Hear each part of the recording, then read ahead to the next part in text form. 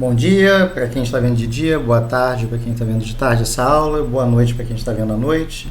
Essa é a aula 6 de Organização de Computadores. A gente vai, na aula de hoje, continuar falando sobre instruções em linguagem de máquina. De maneira mais específica, a gente vai falar em operações para tomada de decisões e no suporte que o hardware dá para chamada de procedimentos. Então, novamente, a gente vai dividir a aula em duas partes, cada parte relacionada em um tópico desses que a gente vai olhar. Peço novamente desculpas pela qualidade do vídeo, mas dada as situações, a situação que nós temos é o que nós temos aí de melhor a oferecer. Então, vamos lá. Na aula 6, linguagem de máquina. Então, a gente vai falar sobre operações de tomada de decisão, já tinha falado sobre isso, e o suporte que o hardware dá para que seja possível fazer chamadas de funções ou chamadas de procedimentos nos nossos códigos. Nessa primeira parte, a gente vai falar em operações para tomada de decisões. Bom, o que são decisões? Decisões são aquelas instruções que nós temos no nosso código que vão alterar o fluxo normal de instruções. A princípio, o computador executa as instruções de maneira sequencial, uma após a outra, em sequência. Só que em algumas situações, nós, enquanto programadores, queremos que o código a ser executado não seja o da instrução seguinte, mas de uma instrução que está localizada em um outro ponto do nosso código. E aí, então, surgem as instruções de tomada de decisão, alterando esse fluxo de execução de instrução a instrução para um outro padrão diferente. Nós temos basicamente dois tipos de instruções de desvio que mudam esse fluxo de execução. A instrução de chamado desvio condicional, em que dependendo da ocorrência de alguma condição, a gente vai ou não alterar o fluxo, né? A gente vai continuar executando instrução após instrução, uma instrução na sequência da outra, ou eventualmente a gente vai pular para uma instrução que está mais distante. E tem outras instruções que são as chamadas instruções de desvio incondicional, em que, independente de condição, a gente vai sofrer alteração no fluxo de execução. Então, no MIPS, a gente tem dois tipos de instrução de desvio condicional que nós vamos estudar, o branch equal e o branch not equal. Branch é desvio em inglês. Então, branch equal, desvie caso igual. Branch not equal, desvie caso diferente, se diferente. Então, no caso do branch equal, o mnemônico vai ser o back, BEQ. Nós vamos comparar o conteúdo de dois registradores e se eles forem iguais, daí o nome branch equal, branch if equal, nós vamos desviar para uma instrução dada por L1, que foi rotulada como L1. Então, caso as instruções, o conteúdo dos registradores seja igual, nós vamos pular para um ponto de código onde se encontra o rótulo L1. No caso do branch if not equal, o branch not equal, nós temos uma situação também de comparação, só que nesse caso nós vamos desviar se os conteúdos forem diferentes. Caso o conteúdo do R1, do registrador 1, seja diferente do conteúdo do registrador 2, nós vamos pular para o ponto do código onde se encontra um rótulo L1. Vamos ver um exemplo. Imagine que eu tenho um código em C, em que eu comparo duas variáveis, I e J. I é uma variável armazenada em S0, J é uma variável armazenada em S1, e caso elas sejam iguais, eu quero continuar executando o meu fluxo de instruções, em que a minha próxima instrução é fazer I mais J ser atribuído ao H, que está em S3. E caso eles sejam diferentes, eu não quero executar a próxima instrução. Eu não quero executar H igual a I mais J. Eu quero pular para um outro ponto do código onde eu tenho a sequência lá, ou a instrução seguinte ao if.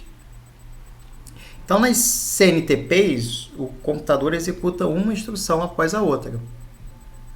Executa a instrução A, depois a instrução B, depois a C e por aí vai. Nesse caso, a minha instrução seguinte ao teste é a instrução em que eu vou somar I mais J. Mas eu só quero executá-la se o I for igual ao J. Então, nesse cenário, a gente pode usar o branch not equal. Porque se eles forem diferentes, eu quero pular. Se eles forem iguais, eu quero continuar executando meu código. Então, o que eu posso fazer? Eu posso comparar I e J, I dado por S0, J dado por S1. Se eles forem diferentes, eu vou saltar para um ponto do código dado pelo label. Uma instrução vai ser rotulada com esse label aí, vai ser um alias, um endereço de memória, que vai ser um sinônimo para label.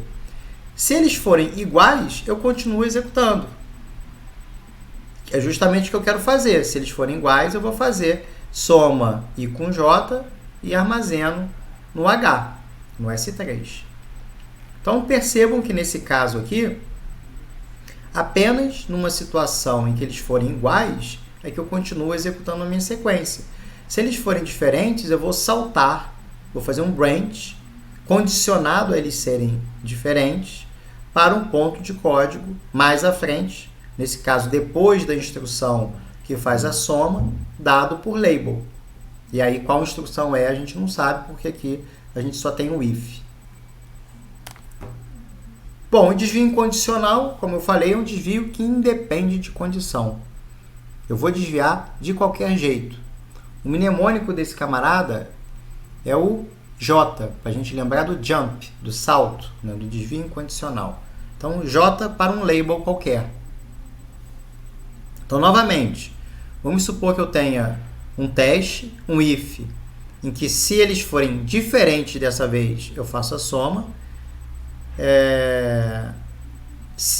Caso contrário, eu vou fazer I menos J. Então, H recebe I mais J se eles forem diferentes, ou H recebe I menos J se eles forem iguais. Então, nesse cenário, o que eu posso fazer? Eu posso fazer um teste em que, se eles forem iguais, eu não executo isso. Eu pulo para o ponto do código onde eu tenho a minha subtração. Caso contrário, se eles forem diferentes, eu faço a soma. E depois de fazer a soma, eu não quero executar a instrução seguinte. Eu quero pular para depois do else. Então, aqui que vai entrar o desvio incondicional. Porque minha sequência natural de execução, se eu não tivesse os testes, seria executar uma instrução após a outra. Então, depois de executar a instrução de soma, a próxima instrução seria essa. I menos J. Só que eu não quero fazer I menos J. Eu quero fazer a instrução I menos J apenas se eles forem iguais. Se eles forem diferentes, eu quero fazer minha soma e depois de fazer minha soma, eu quero saltar para a instrução seguinte, que é o else. Então, como é que eu posso usar o jump nessa situação? Novamente, eu quero comparar o I com J. O meu fluxo normal é, se eu tenho essa situação de desigualdade se aplicando, eu quero continuar a executar. Se eles forem iguais, é que eu não quero executar essa instrução aqui. Então, o que eu posso fazer? Eu posso colocar um branch equal e testar se I, que é dado por S4, é igual a J. Se eles forem iguais, eu não quero executar a instrução seguinte. Eu vou pular para um label 1, um ponto do código mais à frente. Nesse caso, se eles forem iguais, eu vou pular para o cara que faz a subtração. Então, se eles forem iguais, pulo para um cara que faz a subtração.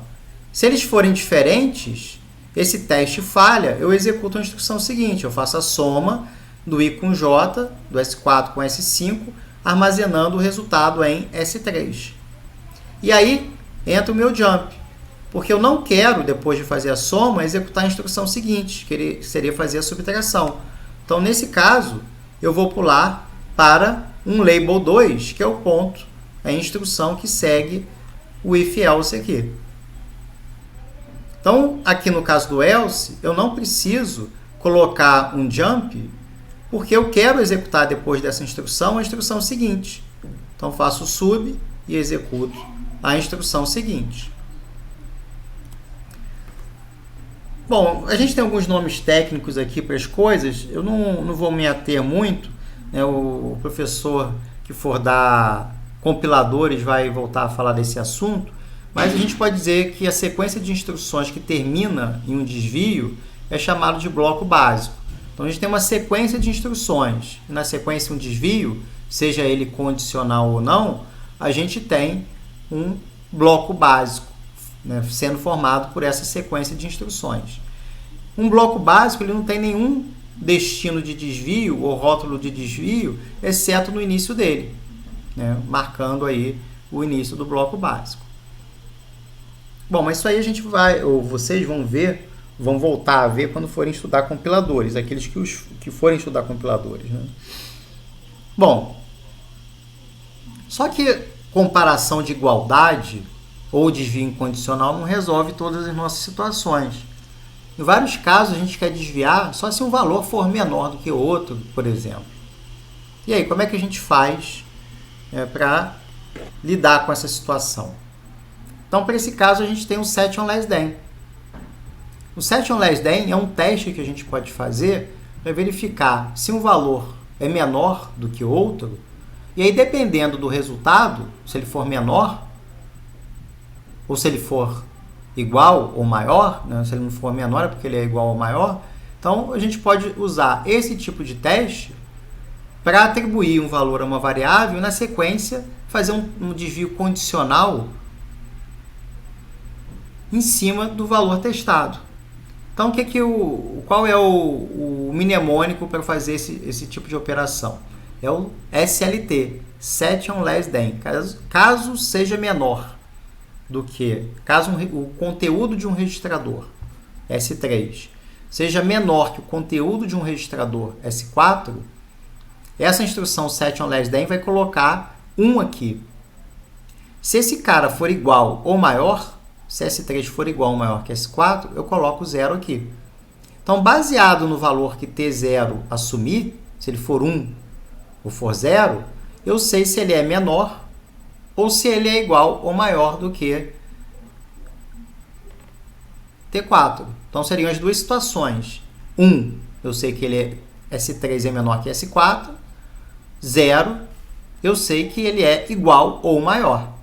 E baseado, então, no valor de S4, eu posso fazer testes com branch equal para saber se eu devo ou não, ou branch not equal, aí dependendo da lógica do código, se eu devo ou não desviar. Também é muito comum o uso de constantes. Eu quero saber se o S0 é menor do que 1, ou se o S2 é maior do que 5, ou coisas do tipo. Então, para isso, a gente tem também operadores constantes, né, sendo utilizados, e não faz sentido eu ler uma constante para uma variável para depois fazer a comparação, né? Ler a constante de um registrador para fazer a comparação. Então, nesse sentido, a gente pode fazer uma operação imediata. No caso do set on less than, eu tenho um set on less than imediato, onde um dos operandos é uma constante. Então, nesse caso aqui, eu vou atribuir o valor 1 a T0, caso S2 seja menor do que 10.